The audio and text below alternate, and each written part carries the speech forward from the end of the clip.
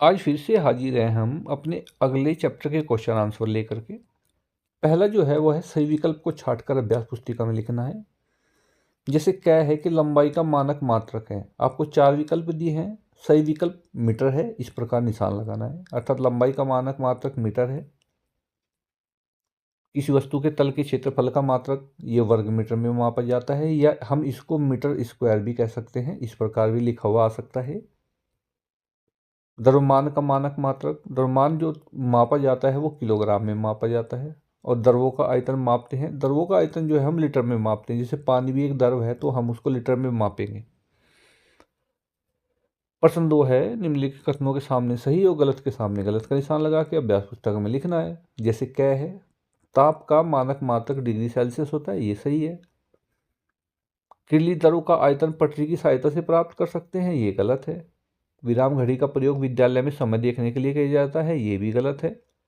आयतन का एसआई मात्रक घन मीटर होता है, तो ये सही है बिल्कुल। प्रश्न 3 है, रिक्त स्थानों की पूर्ति करके कोष्टक में दिए गए शब्दों को पूरा कीजिए। ये आपको दिए हैं शब्द, यहाँ से पूरा करना है। इसमें लीटर, मीटर, घन मीटर, ताप और सेकंड दिया है। अब कै की बात करें तो ठोस का आयतन में व्यक्त किया गया है, तो घन मीटर में। समय का मानक मात्रक सेकंड है। थर्मामीटर द्वारा ताप मापते हैं।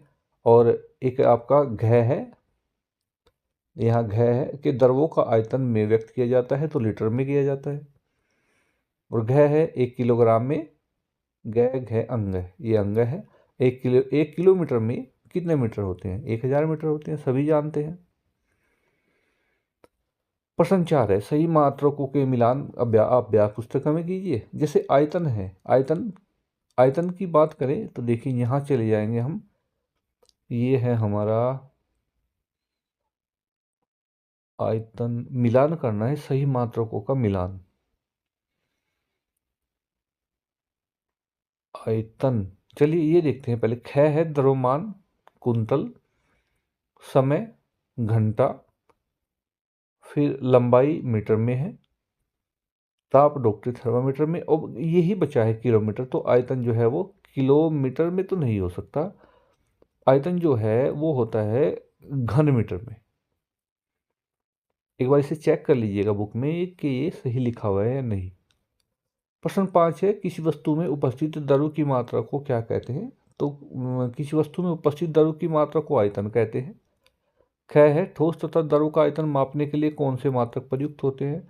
देखिए ठोस का आयतन मापने के लिए तो घन मीटर, लीटर, ये मात्रक होते हैं। ठोस तथा द्रव का आयतन जब हम मापते हैं तो घन मीटर और लीटर मात्र प्रयुक्त होते हैं।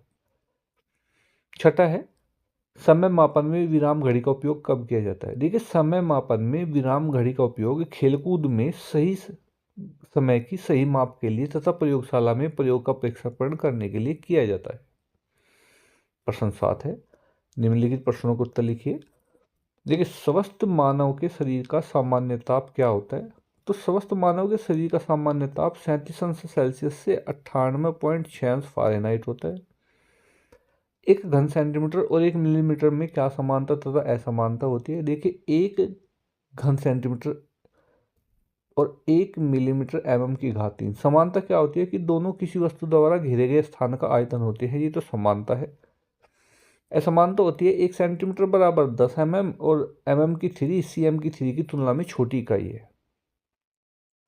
8 है, लंबाई, द्रव्यमान, समय तथा ताप के मानक मात्रक लिखिए। देखिए लंबाई का जो है, द्रव्यमान और समय, देखिए लंबाई का जो है वो मीटर है, द्रव्यमान का किलोग्राम है, समय का सेकंड है और ताप का केल्विन है। क्रम से इस प्रकार लिखे हुए हैं। प्रश्न नंबर 9 है, एक कमरे की लंबाई, चौड़ाई, ऊंचाई क्रम से 8, 6 मीटर, यानी कि 8 मीटर, 6 मीटर, 2 मीटर है। इसका आयतन घन मीटर तथा घन सेंटीमीटर में ज्ञात कीजिए। देखिए सबसे पहले हम लंबाई लिख लेंगे, चौड़ाई लिख लेंगे, ऊंचाई लिख लेंगे। आयतन की बात करें तो लंबाई गुणा चौड़ाई गुणा ऊंचाई, ये आ गया 96 मीटर स्क्वायर। क्योंकि 1 मीटर बराबर 100 सेंटीमीटर के बराबर होता है, इसलिए लंबाई जो हुई वो हमारी वो हो गई हमारी पॉइंट, देखिए 100 से भाग कर देंगे 8/100 को, 100 से कर देंगे तो 0.08 सेंटीमीटर, चौड़ाई 0.06 सेंटीमीटर और ऊंचाई जो है 0.02 सेंटीमीटर। अर्थात ये जो मीटर के हैं इकाई, इनको हमने सेंटीमीटर में बदल लिया।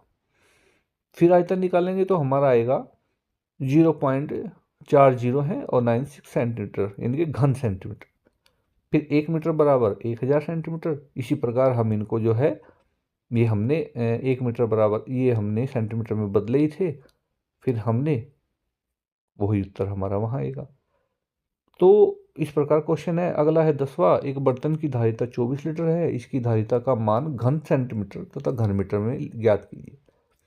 बर्तन की धारिता कितनी? 24 लीटर, अर्थात 24 गुणा 1000 घन सेंटीमीटर बराबर 24,000 घन सेंटीमीटर। अब 24,000 घन सेंटीमीटर बराबर होगा 24/1000, ये घन मीटर हो जाएगा, अर्थात 0.024 घन मीटर।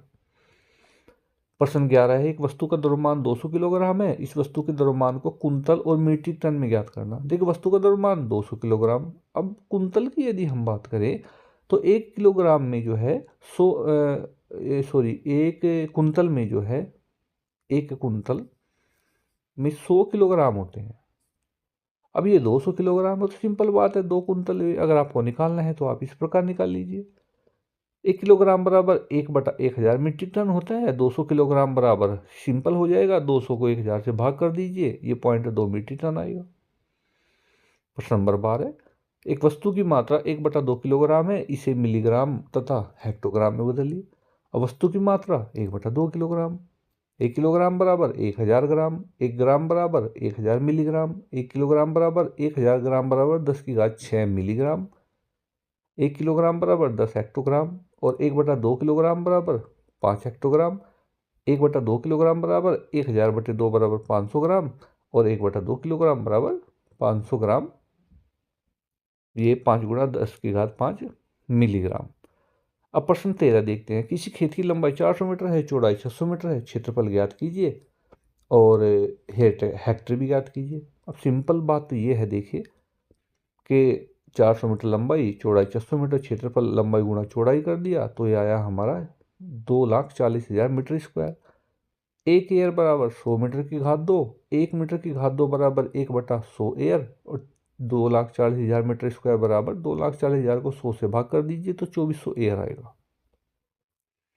हेक्टर की बात करें तो 1 हेक्टर बराबर होता है 10,000 वर्ग मीटर और 24,000 वर्ग मीटर को आप 2,40,000 वर्ग मीटर को आप 10,000 से भाग कर दीजिए, ये आएगा हमारा 24 हेक्टेयर।